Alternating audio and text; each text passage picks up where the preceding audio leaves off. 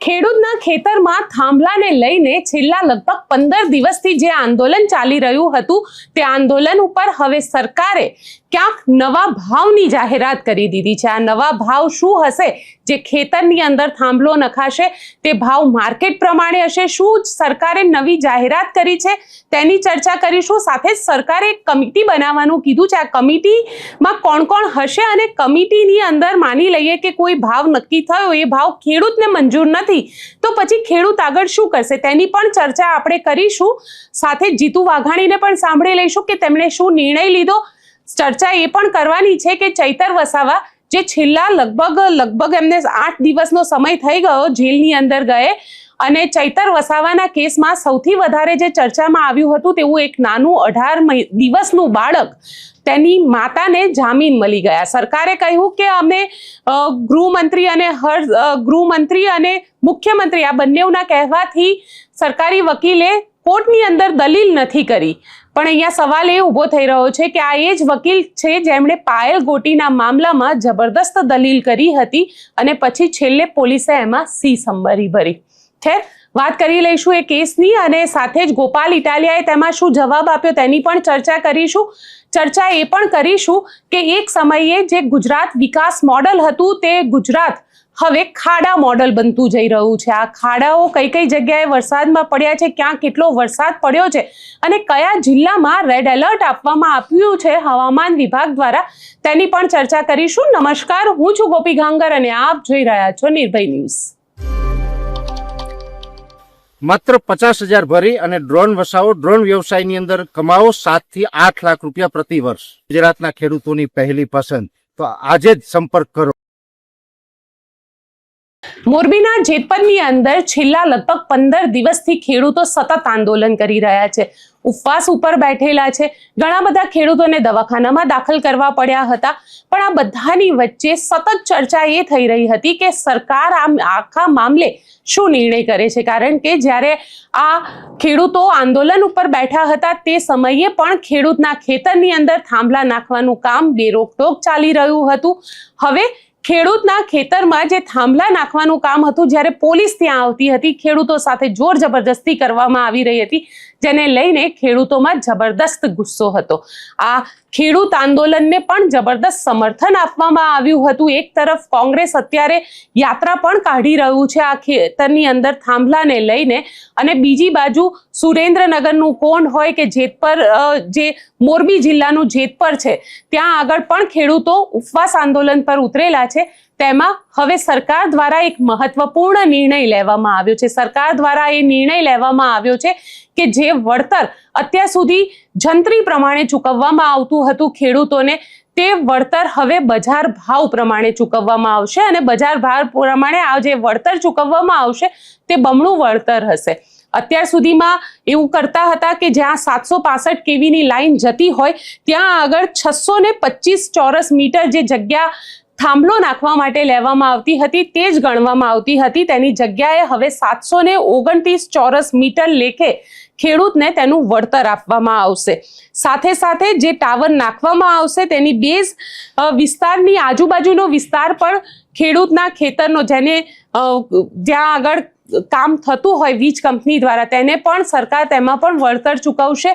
આ પ્રકારની ઘોષણા કરવામાં આવી છે। સાથે ઘોષણા એ પણ કરવામાં આવી છે કે આના માટે એક MRC મુજબની કમિટી બનાવવામાં આવશે, તેની રચના કરવામાં આવશે, જેની અંદર અસરગ્રસ્ત ખેડૂતોના પ્રતિનિધિ રહેશે, કંપનીના પ્રતિનિધિ રહેશે, જે પાવર કંપની છે તેના પ્રતિનિધિ રહેશે, જે ખેતરના માર્કેટ વેલ્યુઅર એટલે ખેડૂત પોતે જે નક્કી કરશે તે માર્કેટ વેલ્યુઅર પણ આની અંદર રહેશે, કંપનીના માર્કેટ વેલ્યુઅર રહેશે, અને કલેક્ટર પણ આ કમિટીની અંદર રહેશે, તાકી ખેડૂતને એવું ન થાય કે બજાર કિંમત તેના ખેતરની 30 લાખ રૂપિયા વીઘે આવે છે અને તેની સામે તેને 20 લાખ રૂપિયા વીઘા પ્રમાણે વળતર ચૂકવવામાં આવે છે। એટલે પહેલીવાર એવું થઈ રહ્યું છે કે સરકાર દ્વારા આ પ્રકારનો નિર્ણય લેવામાં આવ્યો છે કે જંત્રીના ભાવ પ્રમાણે નહીં પરંતુ માર્કેટ ભાવ પ્રમાણે હવે ખેડૂતને એનું વળતર ચૂકવવામાં આવશે. પણ આ બધાની વચ્ચે સવાલ અહીંયા આગળ એ ઊભો થઈ રહ્યો છે કે જે નિર્ણય લેવામાં આવ્યો છે એ નિર્ણયની અંદર માની લઈએ કે આ કમિટી બનાવી દીધી, કમિટી નક્કી કરશે કે ભાઈ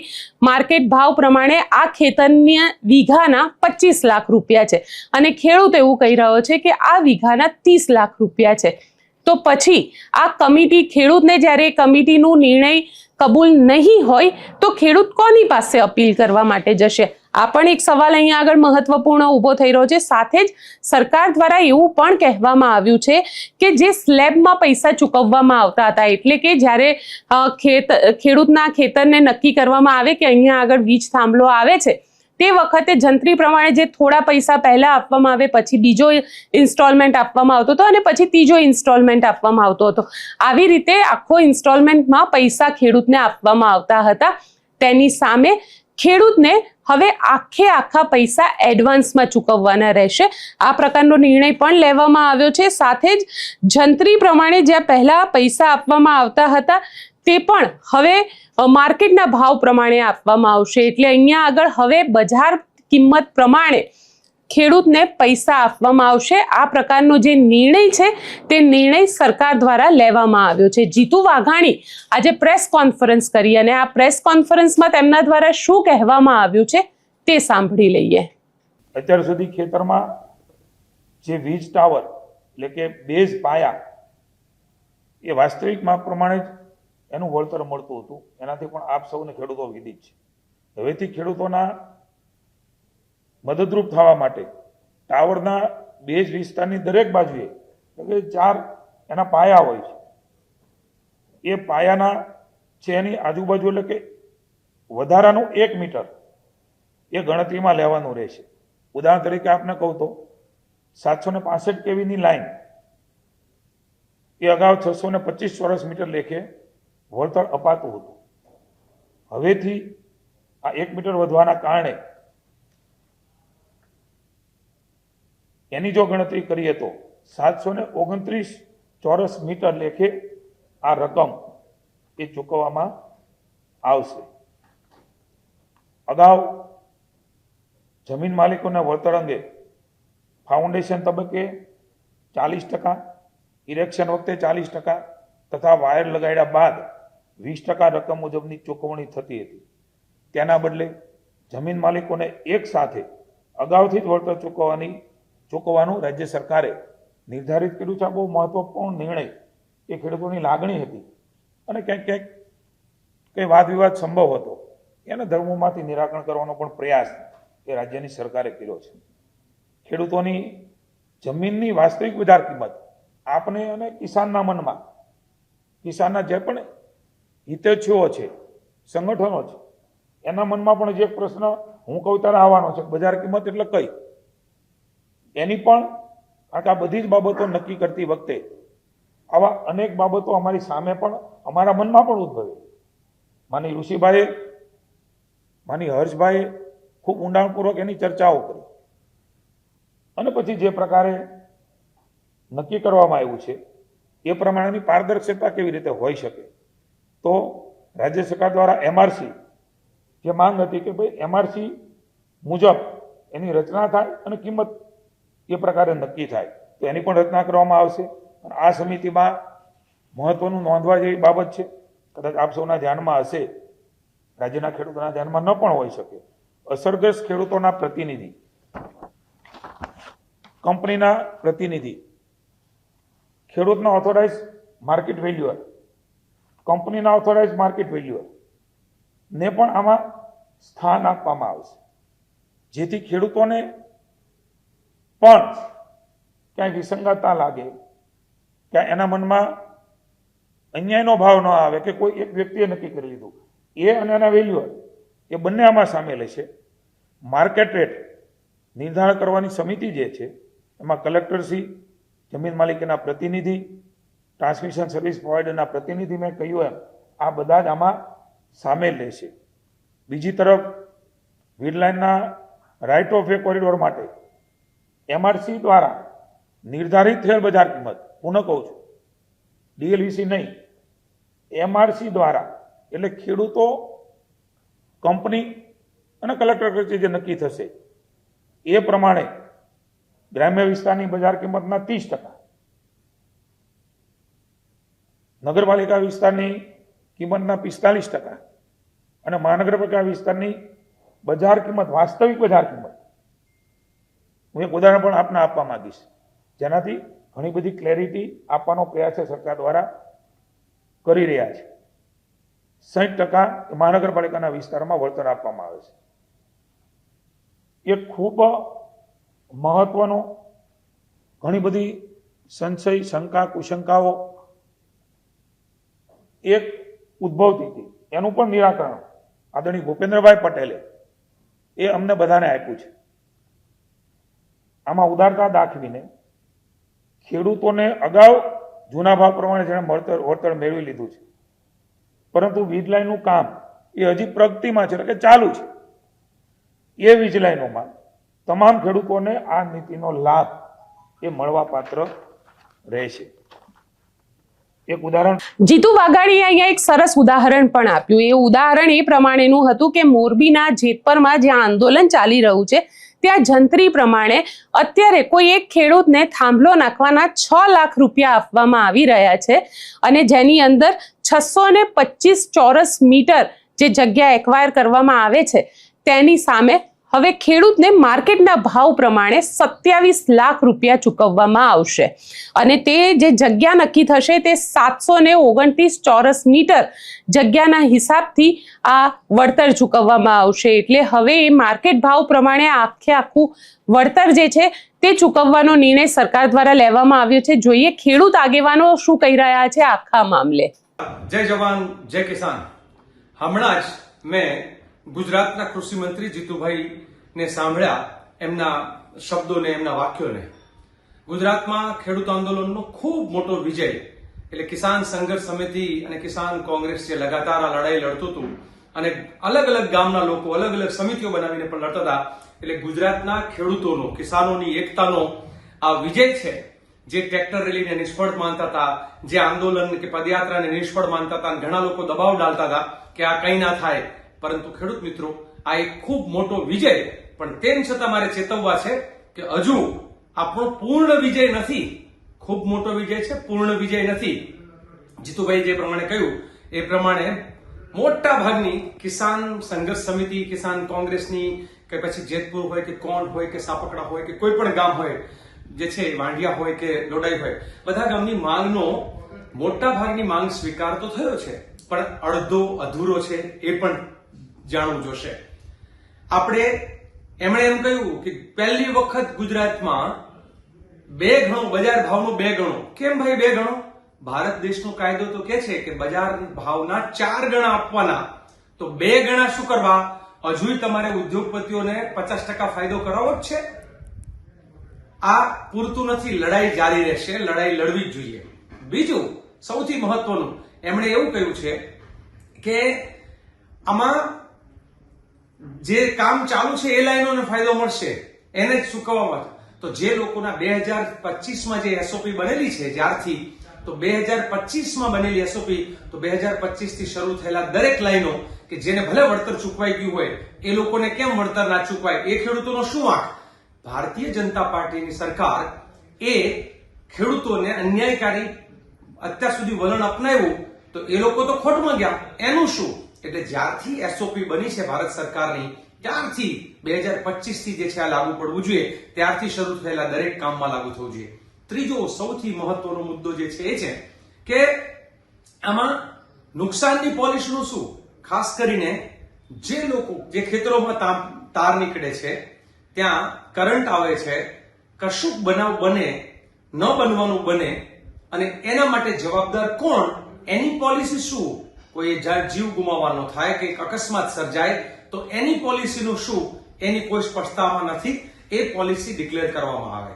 અને એવું જ જે ચોથું જે છે કે ખાલી તમે તો હજુ જે તાર નાખવાના છો કે થાંભલા નાખવાનો છો એની વાત કરો છો, પરંતુ જે ખેતરમાંથી થાંભલો નીકળે છે કે તાર નીકળે છે એ ખેતરની જમીન જે છે એ ડિવોલ્યુશન થઈ જાય છે, એનું જે છે મૂલ્ય જે છે અવમૂલ્યન થાય છે. તો એ સમગ્ર ખેતર જે છે એના મૂલ્યનું શું એના વિશે આમાં કોઈ ચોખવટ નથી. કારણ કે તમે વચ્ચોવચ્ચ લાઈન નાખો છો, કદાચ તમારામાં તો 1 એકર જમીન તમે લેતા હશો, પણ બાકીની 2 એકર જમીન છે એ સંપૂર્ણપણે એનો ભાવ ઘટી જાય છે, તો એનું શું, એટલે એની વળતર કોણ ચૂકવશે? આ મુદ્દો હજુ ઉભો રહેશે. આ જ રીતે આપ જયારે જોશો કે એમણે હજુ તો સરકાર ધારે ત્યાં લાઈન નાખી શકે એવું બનાવે છે. ગામના લોકોની સહમતિ, કોઈ ગામ સંપૂર્ણ પિયત છે, જોરદાર જમીન છે, તો પછી ખરાબ જમીનોમાંથી લાઈન ન કાઢે અને જ્યારે ફળદ્રુપ જમીનોમાંથી લાઈન કાઢે અને ખેડૂતોને નુકસાન જાય તો શું? તો જે 80% લોકોની સહમતિ વાળો ભારત સરકારનો જે કાયદો છે એનું શું? એનો જવાબ હજુ જીતુભાઈ આપવાનું બાકી છે. બાકી તો હું એક કહીશ કે ખેડૂતો મિત્રો, આપણે લડ્યા, જીત્યા, આ સૌની સહિયારી જીત છે. ધારે જનતા તો લડે તો સરકારને ઝુકાવી શકે, અને આ એનું ઉત્તમ ઉદાહરણ છે. એટલે જે લડવૈયાઓ છે એ સૌ લડવૈયાઓને સલામ, એ ચાહે કોઈ એક ગામના હોય કે ચાહે ગુજરાતના ખૂણે ખૂણાના હોય. જય જવાન, જય કિસાન. અત્યારે મારી સાથે ધારાસભ્ય પ્રકાશભાઈ વરમોરા જોડાયા છે. પ્રકાશભાઈ, શું કહેશો? જીતુ વાઘાણી દ્વારા આખો નિર્ણય કરવામાં આવ્યો છે, કારણ કે વિરોધની શરૂઆત સુરેન્દ્રનગરના કોંઢથી થઈ હતી અને આખો મામલો છે એમાં જ હવે વળતર વધુ મળશે એવી જાહેરાત કરવામાં આવી છે. હું સૌ ખેડૂતો વતી અને સૌ વતી રાજ્ય સરકારનો અંતઃકરણથી આભાર માનું છું. રાજ્ય સરકાર કાયમી ખેડૂતો, યુવાનો, ગરીબો અને મહિલાઓના વિકાસ માટે, સર્વસ્પર્શી વિકાસ માટે કામ કરતી સરકાર છે. નીતિઓ લાંબા ગાળાની હિતને ધ્યાનમાં રાખીને નીતિઓ ઘડતા હોય છે. મારી કોંઢ બાબતોમાં ખેડૂતો અને મંત્રી સાથેની મારી જે મીટિંગ હતી ત્યારે મંત્રીશ્રીએ કીધું હતું કે સરકાર કાયમી ખેડૂતો માટે પોઝિટિવ નિર્ણય કરતી આવી હોય છે. મુખ્યમંત્રીશ્રીને પણ હું કોંઢના આગેવાનોને આજથી 3 મહિના 4 મહિના પહેલા લઈ ગયો હતો. મુખ્યમંત્રીશ્રીએ પણ ત્યારે ખેડૂતોને કીધું હતું કે ખેડૂતો માટેની સારી આયોજન સારું થઈ રહેશે. ત્યારે 3 મહિના પહેલા મુખ્યમંત્રીશ્રીએ અમને આગેવાનોને કીધું હતું. મારી સાથે અમારા કોંઢના 8-9 આગેવાનો હતા અને ત્યારે એમને કલેક્ટરને સૂચના પણ કરી હતી કે વેલ્યુએશનની દિશામાં વધુ કરીને તમે આપજો. અને પણ આજે નીતિ કરી દીધી, એટલે આ નીતિના હિસાબે આખા ગુજરાતના બધાને ખેડૂતોને ફાયદો થશે અને સાથે સાથે વિકાસનું કામ છે એને ખેડૂતો સહકાર આપવા વાળા હોય છે. આપણી પ્રજા વિકાસને વરેલી પ્રજા છે, એટલે આજે સુખદ ન્યાયમાં એક ઘરે દીવા થાય, સમાધાનમાં 2 ઘરે દીવા થાય. તો આનાથી આજે નીતિ ઘડી એનાથી ખેડૂતોને ફાયદો થશે, કંપનીઓના કામની સ્પીડ વધશે અને ટોટાલિટીમાં જે રાજ્યની જે દિશા છે વિકાસની, તેમાં દરેક વર્ગનો વિકાસ થાય. વિકસિત ગુજરાત 2047નું જે લક્ષ્ય છે એ સાકાર કરવામાં આ પ્રકારની નીતિઓ એ આપણી સ્પીડ વધારશે. અને પુનઃ હું રાજ્ય સરકારનો અને સૌનો હું આભાર માનું છું, ખેડૂતો અને સૌ પ્રજા વતી. પણ પ્રકાશભાઈ, જે રીતે જીતુ વાઘાણી દ્વારા એવું કહેવામાં આવ્યું છે કે આખી એક કમિટીની રચના થશે, જેની અંદર કલેક્ટર હશે, અસરગ્રસ્ત ખેડૂત હશે અને તેના સિવાય જે બીજા લોકો હશે એમનો પણ આખા કમિટીની અંદર ઉમેરો કરવામાં આવશે. પણ એની અંદર કદાચ ખેડૂતોને કોઈ અસમંજસ હોય તો પછી હવે આ ખેડૂત કોની પાસે જશે? આખી જે કમિટી ઇન્સ્ટિટ્યુશનલ હોય, આપણે પોલિસી ડ્રીવન સ્ટેટ છે, એટલે પોલિસી એવી રીતે નિર્ધારિત થાય કે જેમાં બધી બાબતોનું ધ્યાન રાખવામાં આવે. આનું જે હું સમજો છું, પ્રેસ કોન્ફરન્સમાં બધું હું આખી નીતિ સમજો છું, આમાં તમામ દ્રષ્ટિએ ખેડૂતોને બેનિફિટ થાય ને એ પ્રકારની આખી આ નીતિ બની છે. એટલે અને માનનીય મંત્રીશ્રીએ એક ઉદાહરણ આપતા સમજાયું પણ ખરું કે કોઈન્ટમાં જે 2,38,000 મળે છે એ કિસ્સામાં 18 લાખ સુધી મળવા પાત્ર થશે. એટલે જે નીતિ રહી ને એ અતિ સારી નીતિ કહેવાય. અને એ જે આનું કેલ્ક્યુલેશન કરશે એટલે તરત જ એના સમજમાં આવી જશે. અને બીજી એક વાત કે જે ભાવો વધ્યા છે, આજે ગેપ ક્યાં હતો કે છેલ્લા 3-4 વર્ષમાં અમારે પોઈન્ટ હોય તો માનનીય મુખ્યમંત્રીશ્રીએ એટલા બધા રોડના કામો આપ્યા અને મારા ત્યાં બાગાયતનું વાવેતર એટલું બધું વધ્યું એટલે છેલ્લા 3-4 વર્ષમાં જમીનના ભાવ 4 ગણા 5 ગણા વધ્યા. તમે કોઈ પણ ને પૂછો ને તો ધ્રાંગધ્રા હળવદ વિસ્તારમાં જમીનના ભાવ છેલ્લા 3 વર્ષમાં 3.5 વર્ષમાં 4 ગણા 5 ગણા વધ્યા. એટલે આ જે ગેપ જે હતો ને એ વેલ્યુએશન નો જે ગેપ આવતો હતો, કારણ કે જંત્રી એટલી વધી ન હોય અને માર્કેટ કિંમતોમાં એટલા બધા દસ્તાવેજ નથી, એટલે ડીએલવીસી ના રેટ થી એ જે ડિફરન્સ આવતો હતો, એટલે ડિફરન્સ આવવાનું કારણ પણ સરકારની નીતિ અને વિકાસ હતો, એના હિસાબે જ આટલી તેજી થઈ. તો તમે 4 વર્ષની કમ્પેરિઝન મૂકીને તો જમીનોના ભાવ અનેક વધ્યા છે, અને હવે એ જે વધેલા ભાવો છે એનામાં પણ પૂરતું અતિ સારું વળતર આપવાની આ નીતિ થઈ છે. એટલે ખેડૂતો પણ ખુશ રહેશે અને તમામ દ્રષ્ટિએ આ ફાયદો થશે. બિલકુલ. પ્રકાશભાઈ, એક છેલ્લો સવાલ પૂછી લઉં. જે રીતની પરિસ્થિતિ થોડા સમય પહેલા ઊભી થઈ હતી, એટલે કે ખેડૂતો છે એ લોકો આંદોલન કરી રહ્યા હતા અને સરકારે એ બાદ નિર્ણય કરવો પડ્યો છે, તો શું સરકાર આંદોલન બાદ જ આ નિર્ણય કરવાની હતી કે પછી આની પહેલા કે આ વિષયને લઈને વિચાર્યું હતું ખરી? સરકાર કોઈ પણ બાબત હોય, સરકાર વિકાસ એ સતત ચાલતી પ્રક્રિયા છે. એટલે જેવી રીતે થાય, સવાલ કોને શું કીધું, કોને રજૂઆત કરી કે શું ન હોય, સવાલ તમે નિર્ણય કરો છો ત્યારે તમે કઈ દ્રષ્ટિથી કરો છો, તો તમારો નિર્ણયમાં તમે કઈ લક્ષથી કરો છો. આજે આપણે નીતિઓ બનાવતા હોય તો ગરીબો માટે નીતિઓ બનાવતા હોય તો એ જેમ ગરીબ વર્ગ હોય પછી મધ્યમ વર્ગ હોય તો એ નીતિઓ રહી સતત બનતી હોય છે. તો એ કોઈનો સરકારનું કામ જ આ હોય છે કે ગમે ત્યાંથી રજૂઆતો આવે એના પછી નિર્ણય કેવો કરે છે, તો એ ખેડૂત લક્ષી આ નિર્ણય કર્યો છે અને વિકાસ લક્ષી આ નિર્ણય કર્યો છે, એ મહત્વનું હોય છે. રજૂઆત તો કયા પ્રકારથી એ મહત્વ નથી. અને એમાંય પણ માનનીય મુખ્યમંત્રી શ્રી ભૂપેન્દ્રભાઈ પટેલ સાહેબ એ ગુજરાતના નસીબ છે કે ગુજરાતને આવા મુખ્યમંત્રી મળ્યા છે.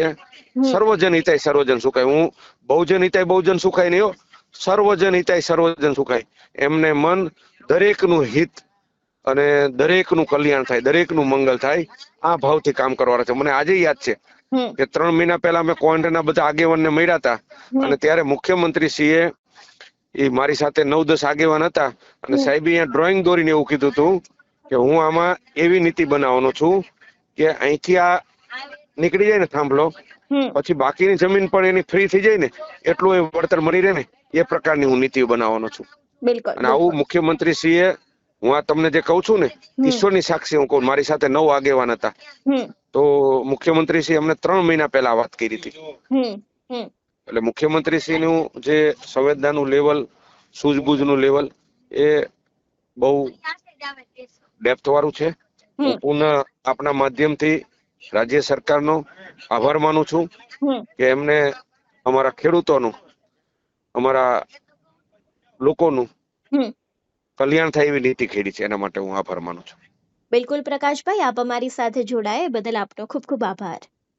એક તરફ સરકાર હવે આ ખેડૂત આંદોલનને પૂરું કરવા માટે મહેનત કરી રહી છે, તો બીજી તરફ છેલ્લા લગભગ 1 અઠવાડિયાથી જે વિવાદ સૌથી વધારે ચર્ચાનો મુદ્દો બન્યો છે તે છે ચૈતર વસાવાના કેસની અંદર જે 18 દિવસના બાળકને તેની માતા સાથે જ્યારે જેલમાં મોકલવામાં આવ્યો હતો ત્યારે આદિવાસી સમાજની અંદર જબરદસ્ત રોષ ફાટી નીકળ્યો હતો અને આદિવાસી સમાજ આ આખા મામલે પોતાનો રોષ પણ વ્યક્ત કરતો હતો. મનસુખ વસાવા પોતે પણ આ મામલે પોતાનો રોષ વ્યક્ત કરી ચૂક્યા હતા અને આ આખા મામલે ગઈકાલે જ્યારે ત્યાં આગળ ચૈતર વસાવાને લઈને જનસભાનું આયોજન કરવામાં આવ્યું હતું, તેમાં મનોજ સોરઠિયા દ્વારા એક ઘોષણા કરવામાં આવી હતી કે ચૈતર વસાવાની સાથે જે શકુંતલાબેન જે જેલની અંદર ગયા હતા પોતાના બાળકને લઈને, તેમને હવે જામીન મળી ગયા છે. આ જામીન મળવાના ખબર જ્યારે ત્યાં આગળ આદિવાસી વિસ્તારના લોકોને આપવામાં આવ્યા ત્યારે બધામાં એક અલગ જ પ્રકારની ખુશી પણ હતી. પણ અહીંયા આગળ સવાલ એ ઊભો થઈ રહ્યો છે કે એ ખબર હજી આદિવાસી વિસ્તારની અંદર આવી એ પહેલા જ સરકાર દ્વારા ગઈકાલે સાંજે એક ઘોષણા કરવામાં આવી. જે સરકારી વકીલ છે હાર્દિક દવે, તેમના દ્વારા એવું કહેવામાં આવ્યું કે એ બેનને જે આર્ગ્યુમેન્ટ્સ થઈ રહ્યા હતા એમને જામીન અરજી મૂકી હતી અને કોર્ટની અંદર જ્યારે આર્ગ્યુમેન્ટ કરવાના હતા ત્યારે નાયબ મુખ્યમંત્રી હર્ષ સંઘવી અને મુખ્યમંત્રી ભૂપેન્દ્ર પટેલના કહેવાથી કોર્ટમાં કોઈ પણ પ્રકારના આર્ગ્યુમેન્ટ સરકાર દ્વારા કરવામાં નથી આવ્યા અને એટલા જ માટે તેમને જામીન મળી ગયા. આ પ્રકારની વાત સરકારી વકીલ દ્વારા કરવામાં આવી તો તેમાં ગોપાલ ઇટાલિયાએ જબરદસ્ત જવાબ આપ્યો. ગોપાલ ઇટાલિયા દ્વારા કહેવામાં આવ્યું કે આ વાત ખરેખર એવી છે કે પછી સરકાર એવું ઈચ્છી નથી રહી કે આમ આદમી પાર્ટી જે કામ કરી રહી છે તેની ક્રેડિટ આમ આદમી પાર્ટીને મળે. અહીંયા આગળ સરકારી વકીલ અને ગોપાલ ઇટાલિયા બંને જણા શું બોલ્યા તે પણ સાંભળી લઈએ. ડેડિયાપાડાના ફોરેસ્ટ ઓફિસર પરના હુમલા, ખંડણી અને ફાયરિંગના કેસમાં તાજેતરમાં નામદાર સેશન્સ કોર્ટે MLA ચૈતર વસાવા સહિત અન્ય 8 જણને 7 વર્ષની સખત કેદની સજા કરવામાં આવેલી. એ કિસ્સામાં કાયદાએ કાયદાનું કામ કર્યું છે, પણ એ કેસમાં જે સંવેદનશીલ બાબત એવી હતી કે એક મહિલા કન્વિક્ટને 18 દિવસનું નવજાત બાળક હતું. એટલે એ જે બાબત છે એ જ્યારે સરકારના ધ્યાન પર આવી ત્યારે ગુજરાત સરકારના માનનીય મુખ્યમંત્રી શ્રી ભૂપેન્દ્ર પટેલ સાહેબ તથા માનનીય નાયબ મુખ્યમંત્રી શ્રી હર્ષભાઈ સંઘવી સાહેબે સંયુક્ત નિર્ણય એવો લીધો કે મહિલા આરોપી જ્યારે પણ જામીન અરજી કરે ત્યારે સરકાર તરફે એનો કોઈ પણ જાતનો વિરોધ કરવાનો નથી.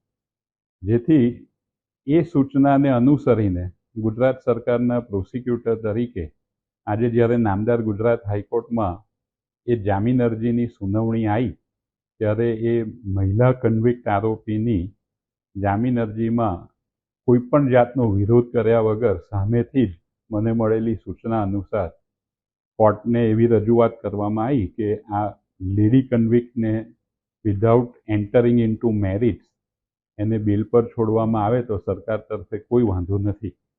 અને એ રજૂઆતને ગ્રાહ્ય રાખી અને આજે નામદાર ગુજરાત હાઈકોર્ટે એ લેડી કન્વિક્ટને આજે બેલ જામીન અરજી મંજૂર કરી છે, જેથી કરીને એના 18 દિવસના નવજાત બાળકનું એ ધ્યાન રાખી શકે.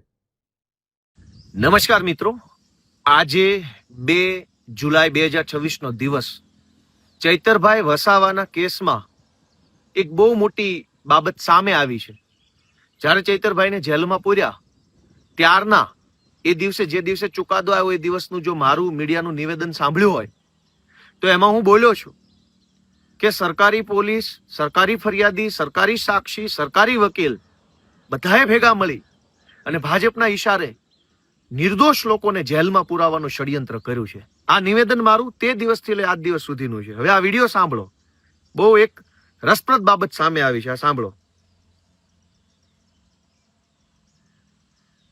ડેડિયાપાડાના ફોરેસ્ટ ઓફિસર પરના હુમલા, ખંડણી અને ફાયરિંગના કેસમાં તાજેતરમાં નામદાર સેશન્સ કોર્ટે MLA ચૈતર વસાવા સહિત અન્ય 8 જણને 7 વર્ષની સખત કેદની સજા કરવામાં આવેલી. એ કિસ્સામાં કાયદાએ કાયદાનું કામ કર્યું છે, પણ એ કેસમાં જે સંવેદનશીલ બાબત એવી હતી એક મહિલા કન્વિક્ટને 18 દિવસનું નવજાત બાળક હતું. એટલે એ જે બાબત છે એ જ્યારે સરકારના ધ્યાન પર આવી ત્યારે ગુજરાત સરકારના માનનીય મુખ્યમંત્રી શ્રી ભૂપેન્દ્ર પટેલ સાહેબ તથા માનનીય નાયબ મુખ્યમંત્રી શ્રી હર્ષભાઈ સંઘવી સાહેબે સંયુક્ત નિર્ણય એવો લીધો કે મહિલા આરોપી માનનીય ભૂપેન્દ્રભાઈ પટેલ અને હર્ષ સંઘવીએ એવો નિર્ણય લીધો કે આ જે બેન છે એને જામીન અપાવી દેવા, છોડી મૂકવા. આ વિડીયોમાં આપણા ગુજરાત હાઈકોર્ટના સરકારી વકીલ શ્રી છે, તેઓ એવું જણાવે છે કે જામીન અરજી કરે ત્યારે સરકાર તરફે એટલે ગુજરાતની હાઈકોર્ટના માનનીય સરકારી વકીલ શ્રી એવું જણાવે છે કે ભૂપેન્દ્રભાઈ અને હર્ષ સંઘવીએ સીધી સૂચના હાઈકોર્ટના સરકારી વકીલ સાહેબ શ્રીને આપી અને વકીલ સાહેબ શ્રીએ હર્ષ સંઘવી અને મુખ્યમંત્રીની સૂચના પ્રમાણે કોર્ટમાં કામ કર્યું, જેના કારણે શકુંતલાબેનને જામીન મળી ગયા. હું આ જ વાત પહેલા દિવસથી કહું છું કે મુખ્યમંત્રી અને હર્ષ સંઘવી સરકારી વકીલોને પહેલા દિવસથી સૂચના ખાનગીમાં અને જાહેરમાં આપતા હશે. એટલે જ ડેડિયાપાડાની કોર્ટમાં નિર્દોષ માણસોને 7 વર્ષની સજા થઈ આ સ્પષ્ટ રીતે સાંભળો, ફરીથી હું તમને સંભળાવું. કેસમાં જે સંવેદનશીલ બાબત એવી હતી, એક મહિલા કન્વિક્ટને 18 દિવસનું નવજાત બાળક હતું. એટલે એ જે બાબત છે એ જ્યારે સરકારના ધ્યાન પર આવી, ગુજરાત સરકારના માનનીય મુખ્યમંત્રી શ્રી ભૂપેન્દ્ર પટેલ સાહેબ તથા માનનીય નાયબ મુખ્યમંત્રી શ્રી હર્ષભાઈ સંઘવી સાહેબે સંયુક્ત નિર્ણય લીધો. હર્ષ સંઘવી અને ભૂપેન્દ્ર પટેલે સંયુક્ત નિર્ણય લીધો કે ચૈતર વસાવાને ખોટા કેસમાં 7 વર્ષની સજા પાડી આદિવાસી સમાજને જાગૃત કરે છે એ કામ રોકવાનું છે. આ ખેલ આજે ખુલ્લો પડી ગયો. હાઈકોર્ટના માનનીય સરકારી વકીલ શ્રી પોતે બોલે છે કે એને સરકારમાંથી સીધી સૂચના મળી અને કોની અધિકારીની નહીં, કાયદા વિભાગના IAS ની નહીં, કાયદા વિભાગના સચિવ, ઉપસચિવ, નાયબ સચિવ, મદદનીશ સચિવ વગેરેની નહીં, સીધી ગૃહમંત્રી હર્ષ સંઘવી અને ભૂપેન્દ્ર પટેલની સીધી સૂચના મળી. તો એનો અર્થ એમ થયો કે આ આખા કેસની અંદર સીધી સૂચના ત્યાં બેઠેલા 2 માણસોએ આપી છે, ચૈતર વસાવાને જેલમાં પૂરવાની. અને હવે એવું કહેવામાં આવે છે કે માનવતાનો સંવેદનશીલ અભિગમ રાખ્યો. ભાઈ ડેડિયાપાડાના કેસમાં રાજપીપળાની સેશન્સ કોર્ટમાં પણ સરકારી વકીલ હતા જ. તો રાજપીપળાની સરકારી વકીલ જે કોર્ટમાં સરકારી વકીલ છે એને મુખ્યમંત્રી અને ગૃહમંત્રીએ કેમ માનવતાનો સંદેશ ન આપ્યો? ત્યાં તો સરકારી વકીલે જે કાંઈ દલીલો કરવાની હતી એ કરી, ખોટી સજા પડાવડાવી. અને હવે મુખ્યમંત્રી સંવેદનશીલ થઈ ગયા, ગૃહમંત્રી માનવતાનો અભિગમ દાખવતા થઈ ગયા. શું કામ? કેમ કે આજે ડેડિયાપાડાના પીઠા ગ્રાઉન્ડમાં 1 લાખ આદિવાસીઓ એકઠા થયા ને એટલે માનવતા યાદ આવી. પહેલા તો તમે અમાનવીય કૃત્ય કર્યું. 18 દિવસનો એક દીકરો હોય એવી માને જેલમાં મોકલી. અને હવે આદિવાસી સમાજ આક્રોશમાં આવ્યો, જાગૃત થયો, બોલતા થયા કે કેમ અમારા નેતાને જેલમાં પૂર્યા છે. તો માનવતા યાદ આવી ગઈ હર્ષ સંઘવીને. અને માનવતા યાદ આવી જ છે તો માત્ર એક બેન પૂરતી કેમ? એ બધાય નિર્દોષ જ છે. તમારી રાજકીય લડાઈ ચૈતર વસાવા સાથે છે, પણ આ કેસમાં 9 આરોપી પૈકી ચૈતર વસાવાને બાદ કરતા બાકીના બધા જ માણસો બિન રાજકીય છે, ખેડૂતો છે, એમની પત્ની છે, એમની દીકરીઓ છે. તમને માનવતા જ યાદ આવી તો બાકીના બધા લોકોને કેમ જેલમાં પૂરી રાખ્યા છે? હર્ષ સંઘવી અને ભૂપેન્દ્રભાઈ પટેલને એટલી જ વિનંતી, અને ગુજરાતભરના આદિવાસી સમાજને મારી તો એટલી વિનંતી છે કે આખો રાજકીય કેસ છે, આખો રાજકીય સ્ટન્ટ ઉભો કરવામાં આવ્યો છે. આજે હાઈકોર્ટના સરકારી વકીલ શ્રી જે બોલ્યા છે એનાથી સાબિત થઈ ગયું કે આખા કેસની અંદર મુખ્યમંત્રી અને ગૃહમંત્રીને શરૂઆતથી લઈ અંત સુધી બધી માહિતી છે. છેલ્લી વાર આ વિડીયો સાંભળી લો શું બોલે છે. સાંભળો. એ કિસ્સામાં કાયદાનું કામ કર્યું છે, પણ એ કેસમાં જે સંવેદનશીલ બાબત એવી હતી, એક મહિલા કન્વિક્ટને 18 દિવસનું નવજાત બાળક હતું. એટલે એ જે બાબત છે જ્યારે સરકારના ધ્યાન પર આવી ત્યારે ગુજરાત સરકારના માનનીય મુખ્યમંત્રી શ્રી ભૂપેન્દ્ર પટેલ સાહેબ તથા માનનીય નાયબ મુખ્યમંત્રી શ્રી હર્ષભાઈ સંઘવી સાહેબે સંયુક્ત નિર્ણય એવો લીધો કે મહિલા આરોપી જ્યારે પણ જામીન અરજી કરે ત્યારે સરકાર તરફે એનો કોઈ પણ જાતનો વિરોધ કરવાનો નથી. જેથી એ સૂચનાને અનુસરીને ગુજરાત સરકારના પ્રોસિક્યુટર તરીકે સૂચનાને અનુસરીને એટલે કે સરકાર સૂચનાઓ આપે છે, અને સરકાર સૂચના આપે એ તો હું સમજુ છું, પણ સરકાર સૂચના આપે તો સરકારનો કર્મચારી, અધિકારી, એનો ઓથોરાઇઝ માણસ આપે. મુખ્યમંત્રી ક્યારેય કોઈને સીધી સૂચના ન આપે. આમાં સીધી સૂચના આપી છે. એનો અર્થ એમ કે ચૈતર વસાવાને જેલમાં પૂરવા માટેનું આખું ષડયંત્ર હર્ષ સંઘવી અને મુખ્યમંત્રીએ ભેગા મળીને કર્યું છે એવું આજની આ બાબત પરથી સાબિત થાય છે. જય આદિવાસી. આ મુદ્દે હવે રાજનીતિ પણ શરૂ થઈ ગઈ છે, કારણ કે એક તરફ વકીલ છે, એક તરફ ગોપાલ ઇટાલિયા છે. ખેર, જેણે જે કામ કર્યું હોય, પરંતુ આ 18 દિવસનું બાળક જે પોતાની માતા સાથે જેલની અંદર ગયું હતું તે હવે જામીન ઉપર બહાર આવી ગયું છે. એટલે સારી વાત એ છે કે બાળકને જેલના સળિયાની અંદર નહીં રહેવું પડે, જે કર્મ એને કર્યું જ નથી તેની સજા તેને નહીં મળે, કારણ કે જે રીતે એ બેનને જેલની અંદર મોકલવામાં આવ્યા હતા, એનું 18 દિવસનું આ બાળક હતું, તેની સાથે જેલમાં મોકલવામાં આવ્યા હતા, એટલે હવે જામીન મળતા એ બંને જણા જેલમાંથી બહાર આવી ગયા છે. હવે વાત કરી લઈએ વરસાદની, કારણ કે વરસાદે છેલ્લા લગભગ 24 કલાકથી આમ જોવા જઈએ તો દક્ષિણ ગુજરાતમાં વરસાદનું રૌદ્ર સ્વરૂપ આપણને જોવા મળ્યું છે. અને દક્ષિણ ગુજરાતના વલસાડ હોય, વાપી હોય, નવસારી હોય, આ બધી જ જગ્યાએ જબરદસ્ત વરસાદ જોવા મળ્યો છે. 2 ઇંચથી લઈને 8 ઇંચ સુધીનો વરસાદ જોવા મળ્યો છે. વલસાડના આજે ઘણા એવા દ્રશ્ય સામે આવ્યા કે જ્યાં આગળ બિલ્ડિંગનો પહેલો માળ જે હોય તે પાણીની અંદર ગરકાવ થઈ ગયો છે. એટલું જ નહીં, ઘણા બધા વિસ્તારની અંદર જળભરાવ થઈ ગયો છે. NDRFની ટીમ જે છે તે આવી, કારણ કે જુનાગઢના કેશોદની અંદર 18 ઇંચ જેટલો વરસાદ થઈ ગયો છે. કડીની અંદર 2 કલાકની અંદર જ જબરદસ્ત વરસાદ વરસ્યો, તેના કારણે પણ પૂરની સ્થિતિ સર્જાઈ છે. પણ આ બધા ચલો, આ તો કુદરતી આફત છે કે વરસાદ આવે, પાણી ભરાય, સ્વાભાવિક વસ્તુ છે. પરંતુ જે ગુજરાત વિકાસ મોડલ હતું, જે ગુજરાતના વિકાસને જોઈને દેશ એમ કહેતું હતું કે અરે વાહ, આ ગુજરાત તો વિકાસ મોડલ છે, આના જેવું દેશ બનવો જોઈએ, પરંતુ એ જ ગુજરાત હવે ખાડા મોડલ બનતું જઈ રહ્યું છે. સોશિયલ મીડિયા ઉપર ગુજરાતના ખાડાની સતત ચર્ચા થઈ રહી છે. અને ખાડાની ચર્ચા કેમ ન થાય, કારણ કે દ્રશ્ય પણ એવા સામે આવ્યા કે કોક વ્યક્તિ બાઇક લઈને ત્યાં આગળ ખાડામાં પડતું દેખાય, કે બસ આખી ખાડામાં બેસી ગઈ હોય, કે ઘણી બધી જગ્યાએ માણસ ચાલતો જતો એને અચાનક જ ખાડામાં ગરકાવ થઈ જાય. આ પ્રકારના દ્રશ્ય પણ સામે આવ્યા. એટલે સવાલ એ ઊભો થઈ રહ્યો છે કે આ તંત્રના પાપે લોકો ક્યાં સુધી ભોગવશે. ઘણા બધા લોકો આમાં ઘાયલ પણ થયા.